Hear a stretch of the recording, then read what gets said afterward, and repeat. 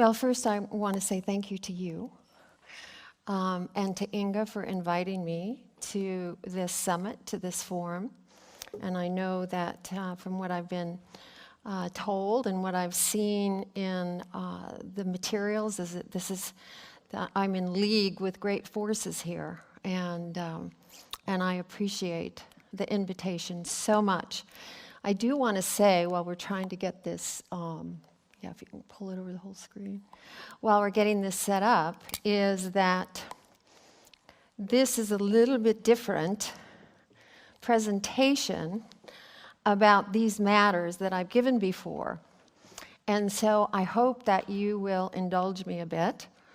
And I come out of the Global Climate Action Summit out of California. I came from there, that Jerry Brown and Michael Bloomberg pulled together. Actually, they decided to do it about 3 days after Trump pulled America out of the Paris Accord. They knew exactly what they were going to do.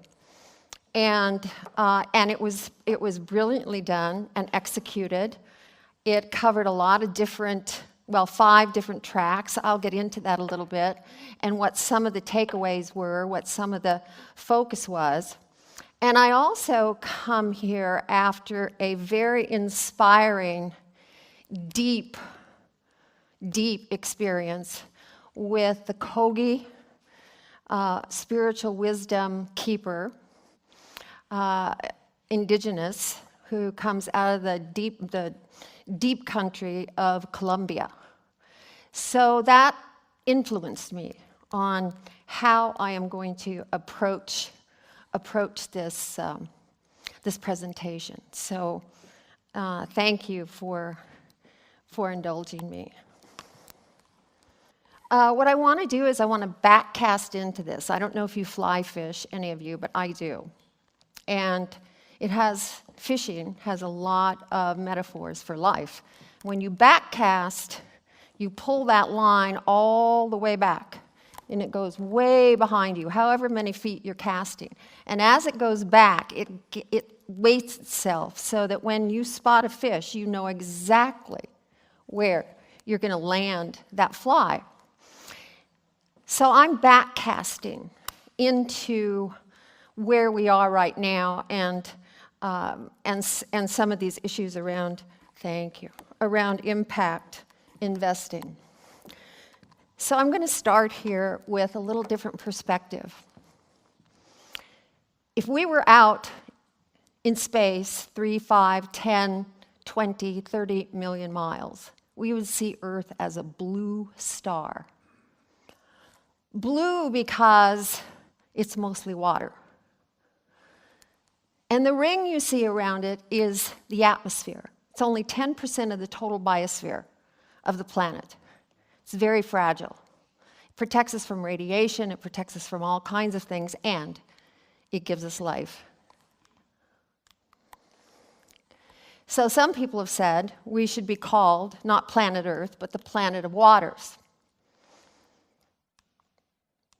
We're covered by both fresh water and sea, obviously. And fresh water is only 1% of all the water on the planet. So I started as an impact investor at a very early age. And the reason I did is because I was constantly trying to negotiate a deal with nature. And I thought if I could get close enough to the birds and offer them something they wanted that had a value to them, or to the tree that I practically lived in my childhood. She had a deep cavity, and I'd take my naps there as a young girl. And I told her if I could hear her grow, that I would be her friend for life. So I was constantly negotiating. And in doing that, I became very close to nature. And as I grew, my vision grew as well, and everything got larger and into a bigger context of planetary system, of whole systems. And I wanted to go, and my parents took me to some of the most spectacular places on Earth because I wanted to see, what does the living library of the Earth look like? What is it? what is this place that we call home that has water, and that's why we can live here? And then I drilled down in what is nature? Everything has a purpose in nature. I don't know where I'm supposed to point this thing.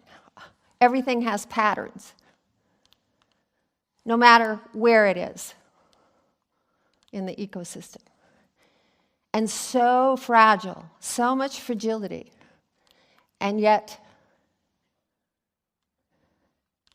there are the deceptively strong, and there's precision in function. All of these are organic systems, organic design that we can take with us into thinking about investment, thinking about whole systems, thinking about policy. So from south to north, north to south, wherever I went, the diversity on this planet is mind-boggling. And evolution has, what we're really looking at here and what we're appreciating and respecting with dignity, or should be, in our investments in our personal lives, is evolution over millions of years, and it takes such a long time, and it's very tricky business. And I begin to understand that I was born, like all of you, and all of creation, in the womb of Mother Earth, and that everything is in our hands because of the species we are, and it will flourish or fail, depending on our wisdom or lack thereof.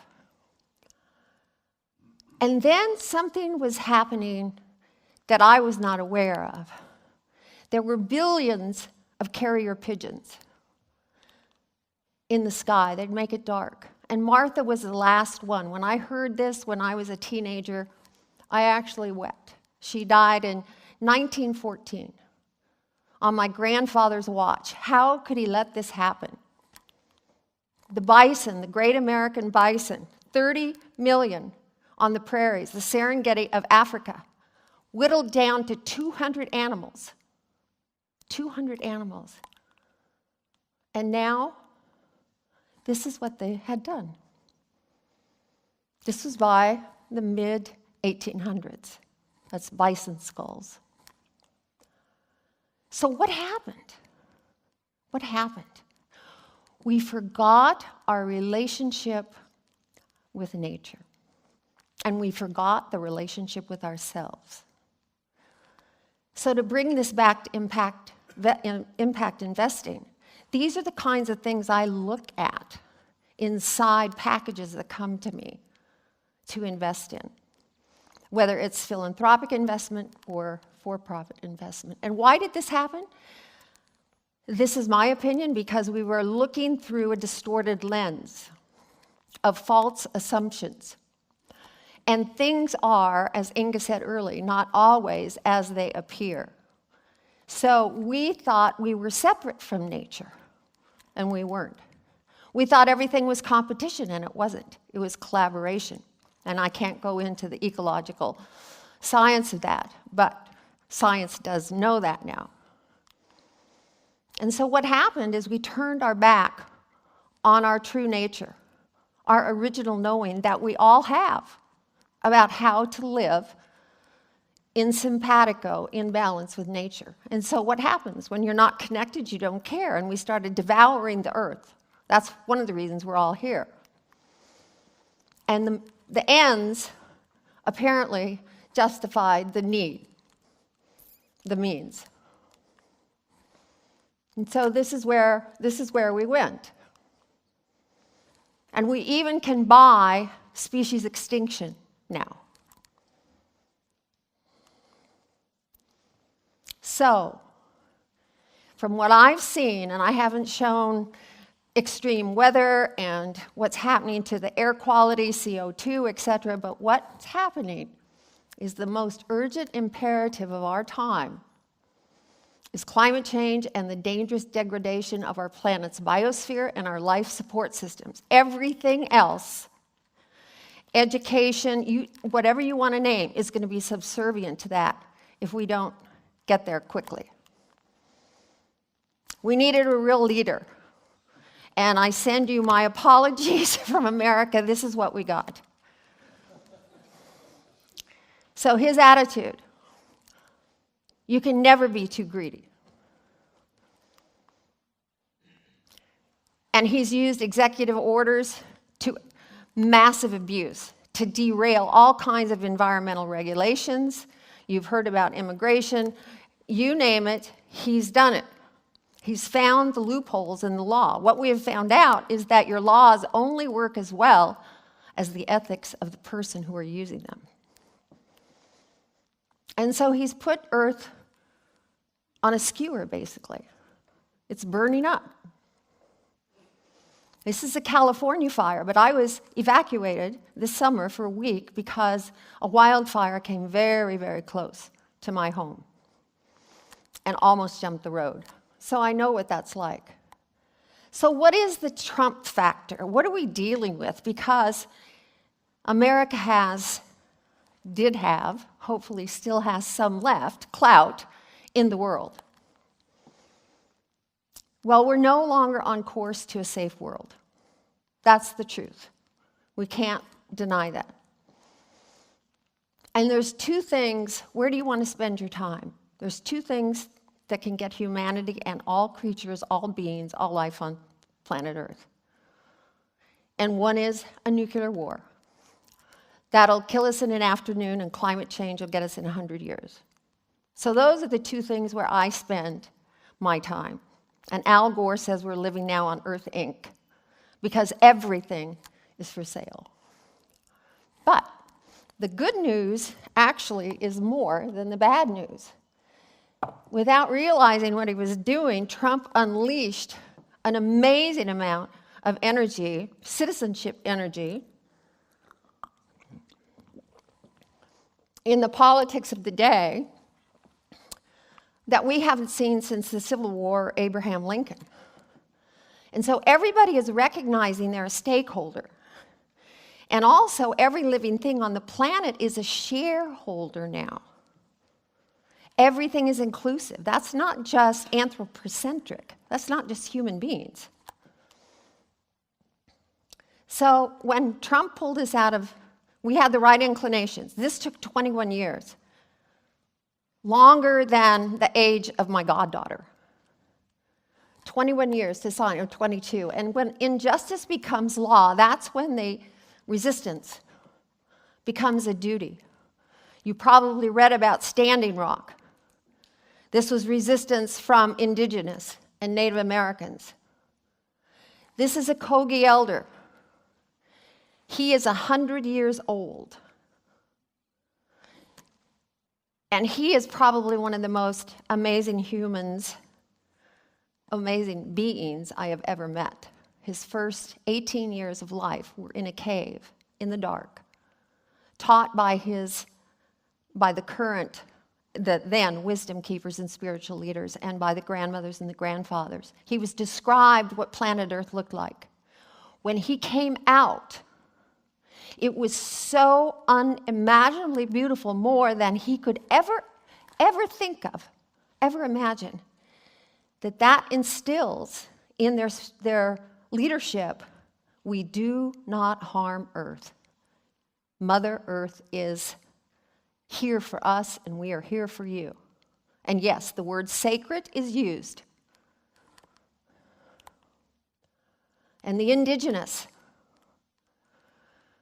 their rights, their personal rights and the rights of their territories are being abused all over the planet. Yet they hold on continents, not talking about those that are in island states, on continents, 80% of all the biodiversity on Earth.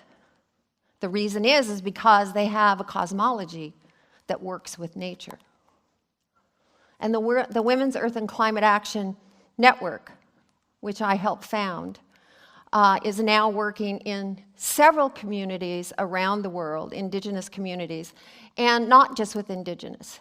And women, as a minority as well, have risen up And so this climate summit was also resistance.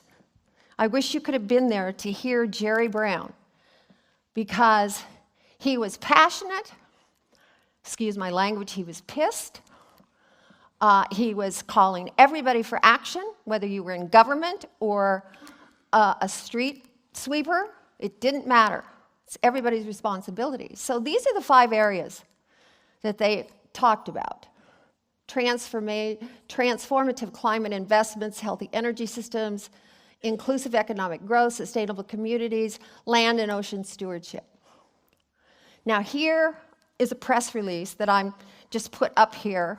I'm not going to read it all, but the point is on social and impact investing is that when they took this survey, 48% of the issuers said that, one, it was because clients wanted ESGs to guide their way, and that environmental concerns were second as a motivator.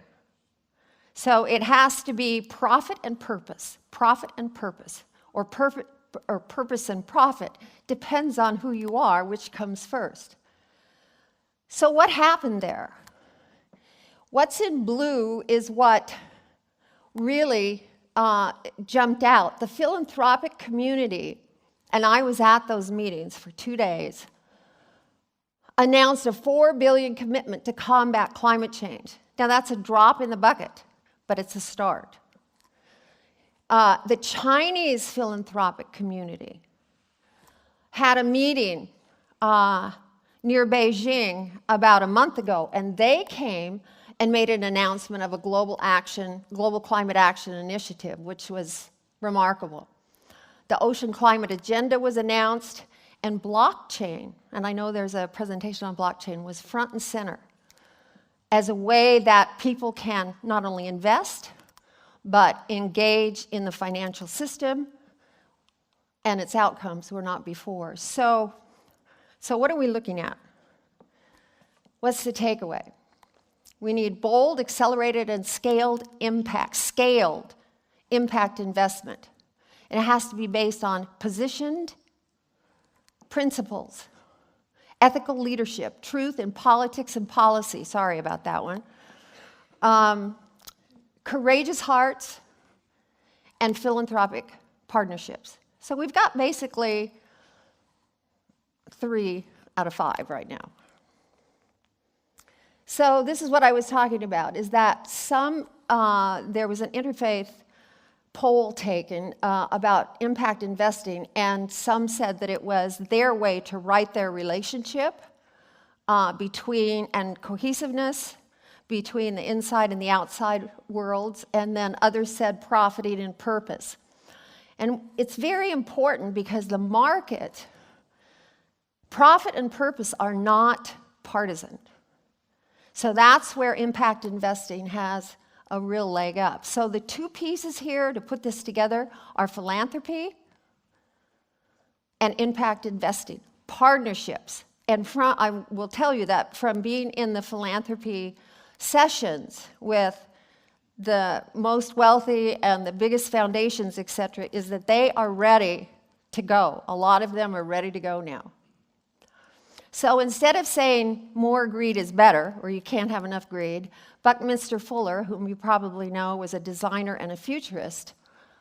So he started out in the 70s. I was privileged to know him and work with him a little bit. And he started out with the first quote in the 70s. And then later on, he said, don't try to fix the existing paradigm, make it obsolete. And so that's systemic change, is what we're talking about. And here is something that's getting a lot of funding. Leo DiCaprio's foundation has invested in Nature Needs Half. This is a paradigm shift in thinking first. Nature does need half, or none of us will survive. Population is not stabilized. This is Mexico City. We have excessive food waste. On the drawdown list of what puts the top 10 puts the most CO2 out, this is one of the top 10, food waste. and yet we have deep poverty and starvation. Excessive consumption, this is LA. That has to be addressed. Population and consumption can erode everything else that we're doing, but nobody talks about it. And this is what the consumption produces. And so Jeffrey Sachs from Columbia University and the Sustainable Development Solutions Network, which is now in about 1,000 different universities, basically developed the substance for the SDGs. And behind that, he was involved with the Millennial Goals. So invention and innovation is just exploding now. And I've never seen such an exciting time for impact investing. Something very similar to this was launched out of the Bay. You were there. Out of the Bay. This is a little bit different, and this is to clean up ocean plastic. These arms collect it, they suck it back in, it grinds it, pulverizes, and you get what you have there. And this one, I'm sorry that this isn't a very good picture, but it was the only one I could find. There's something out there now called the Impossible Burger.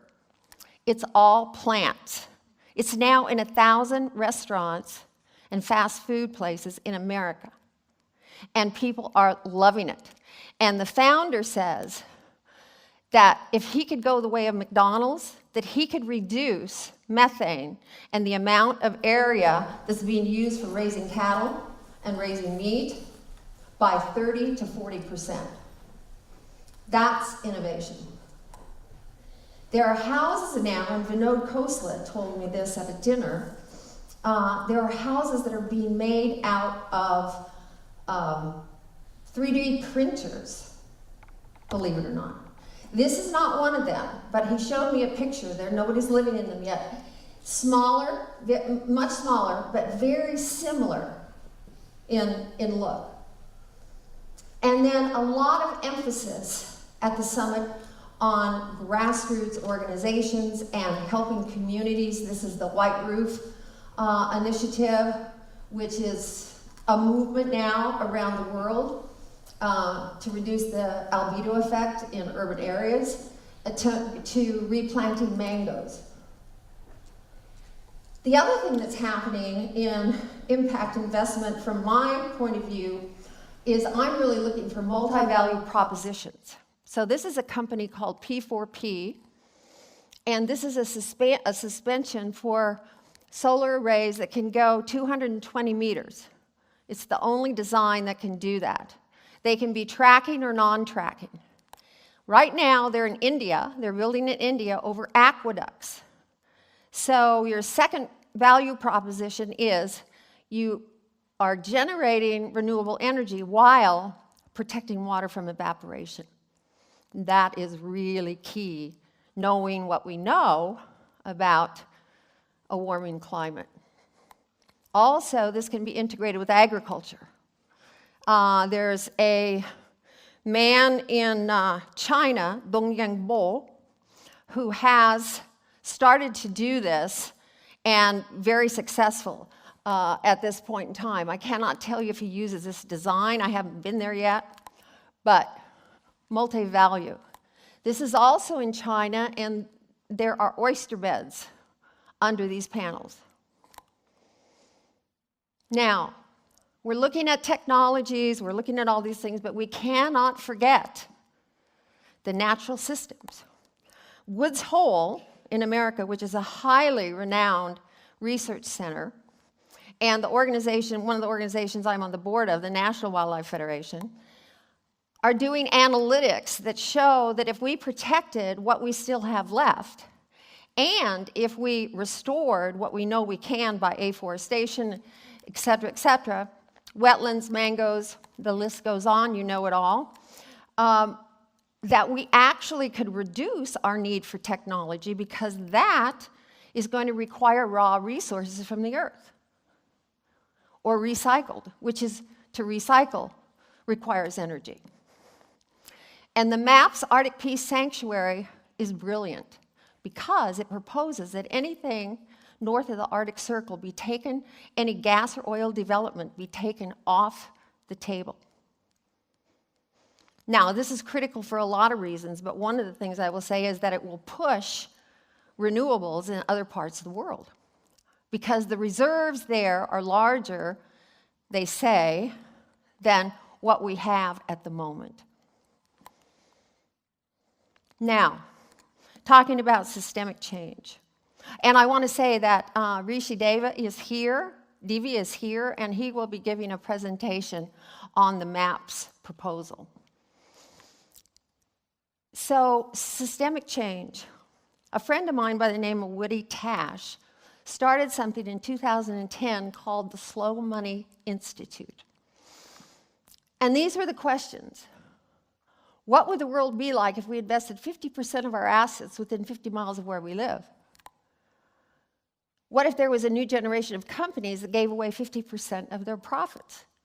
And what if there were 50% more organic matter in our soil 50 years from now? Those are the kinds of questions when packages come to me. Those are the kinds of questions I want to see, even if it's pared down to something very specific. I want to see that lineage of thinking through the process. Guess who came up with this?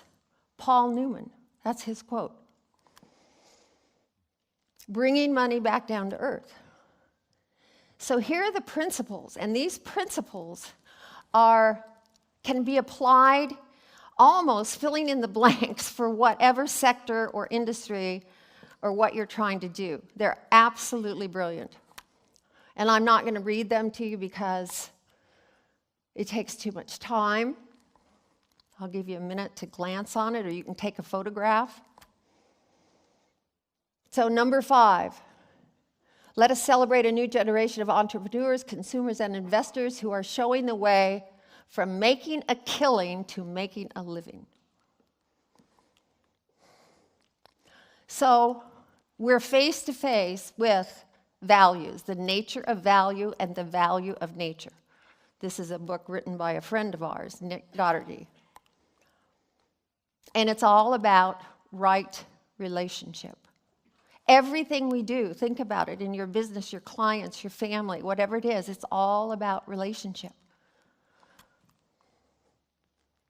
It's time for us to settle down a little bit and really be in balance with and respect and provide dignity for nature in everything that we do, particularly our investing. And the choice is right relationship or more greed. And we can learn so much. I have learned so much from the Kogi. I have learned so much from the animals that I have spent time with. And so peace and sustainability have to go together. It's like a leaf to a tree.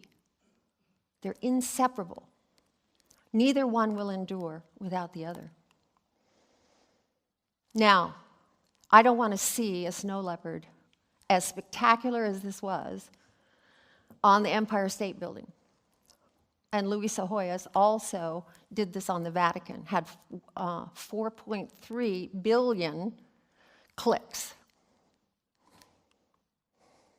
And I want to know that this is intergenerational. Whatever we're doing, even short term, have to ask the questions for 7 generations. How does this affect?